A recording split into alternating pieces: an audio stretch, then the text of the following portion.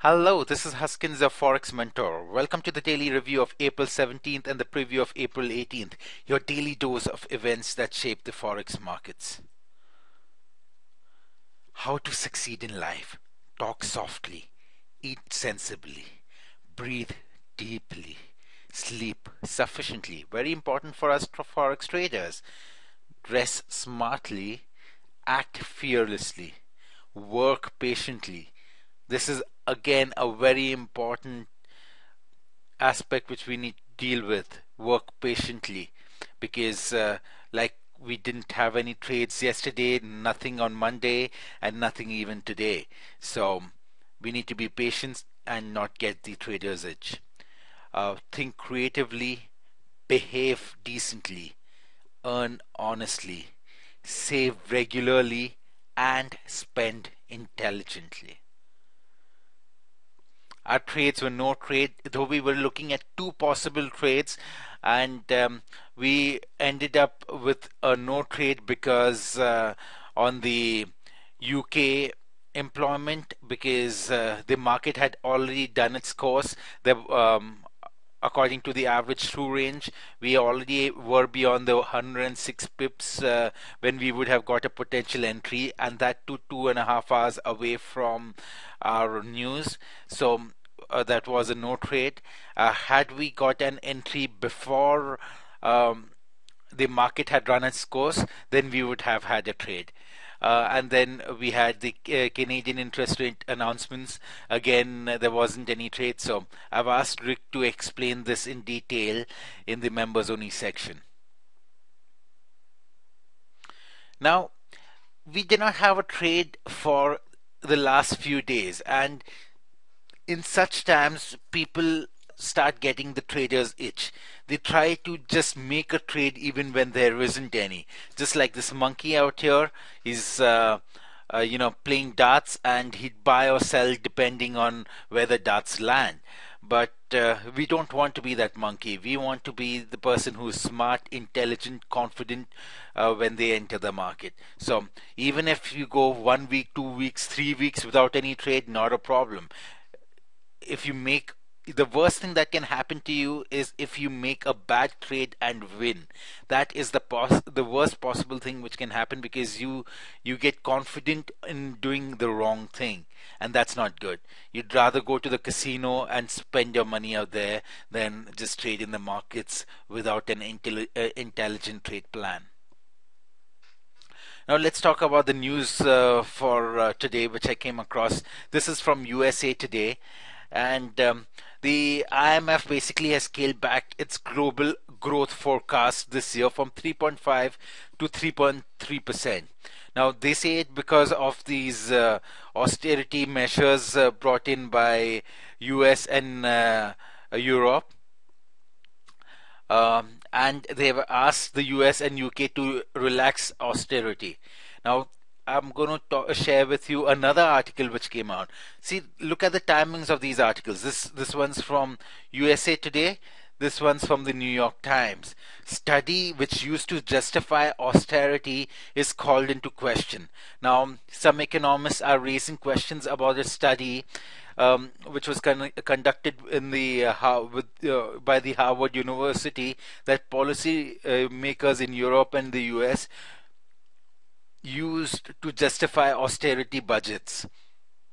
Now, a paper by the economists at the University of Massachusetts uh, says the 2010 study contained fundamental errors and overstated the relation between sovereign debt and economic growth.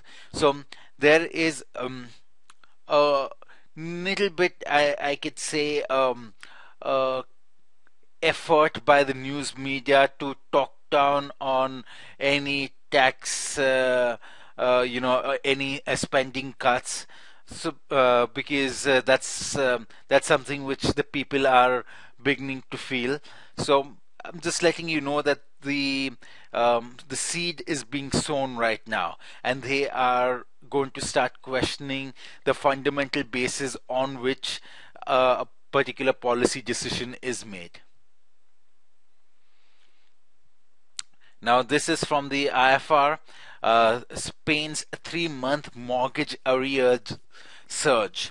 Now, this is uh, after the crisis happened, after the declining from 2009 to 2011, the mortgage arrears declining. Okay, the Spanish mortgage arrears greater than 3 months, including defaults, are rising again because of high unemployment. So that's not good. We want the mortgage to stabilize. We don't want the mortgage arrears to be higher than what they were on an average over the last 3 months.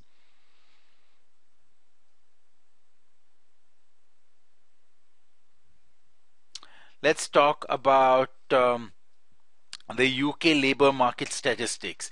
The employment rate for those aged 16 to 64 was 71.4%. That was virtually unchanged from September to November 2012, but up 0.9 percentage points from a year earlier. There were 29.7 million people in the unemployment age 16 and over, down 2,000 from September to November.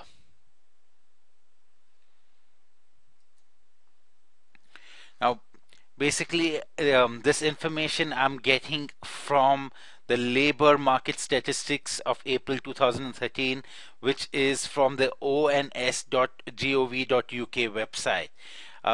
What does this actually mean for us forex traders? Nothing significant, because it hasn't deviated much. I thought we just need to keep tab on world events which may or may not shape the forex markets, but we need to know about what's happening with employment. Employment hasn't changed substantially. Now, Bank of Canada, they cut the outlook but not the rates. Now, the central banks aren't pretending to know exactly what they are doing. Extraordinary policies deployed in unprecedented times suggested an unpredictable path. The Bank of Canada cut its outlook for 2013, as it has done in each of its quarterly economic updates since the four quarters of 2010.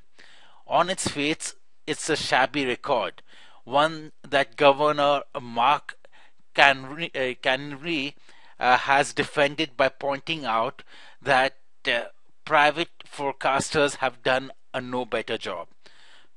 But out of that report, I'd like to share with you one specific thing. Again, it's a detailed policy report from the statistic, of Bank of Canada.ca. It's a nice, lengthy report which talks about the implications for the Canadian economy. But as forex traders, what I'm interested in is I'm interested in the Canadian dollar. What is the Canadian dollar being projected at? Now, the Canadian dollar is assumed to remain at 98 cents in the US. Let's look at the charts now. This is the USDCAD chart. Now, what they are talking about 98 cents is CAD USD, not USDCAD. So, what they are talking about is whatever price you see out here of 1.0262, you need to make a reciprocal of that.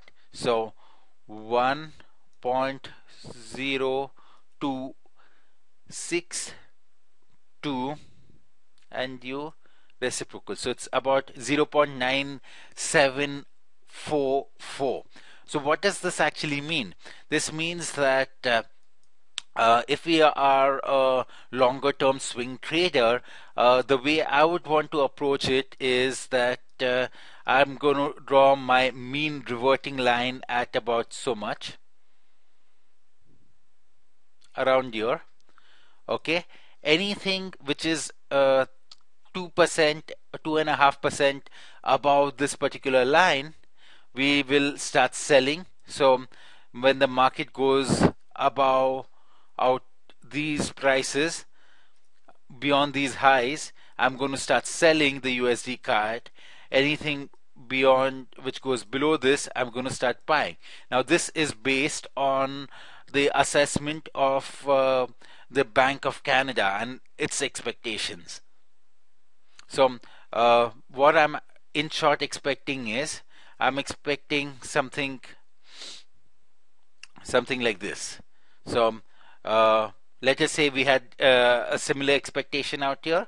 I would sell when it goes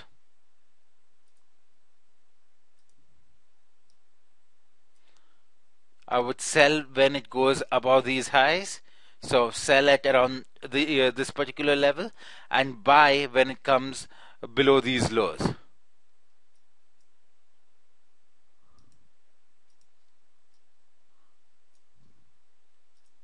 Buy when it comes below these lows. So that's the kind of price which we are expecting, up and down, with the mean reverting level to be about 1.02 ish or 1.0240 ish. All right. Now let's look at the preview for tomorrow. The preview is that we are going to have a UK retail sales, and this has been a winner in both March and in February.